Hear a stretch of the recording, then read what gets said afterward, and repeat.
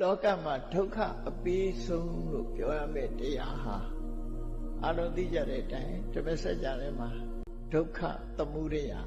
ဒုက္ခကိုထုတ်လုပ်ပြီးဒုက္ခကိုဖြစ်စေတဲ့တရားဟာဘာလဲလို့ဆိုတဏှာပဲဖြစ်တယ်။တဏှာထဲမှာဒုက္ခရောက်အောင်လုပ်တဲ့တခုတည်းသောတရားကို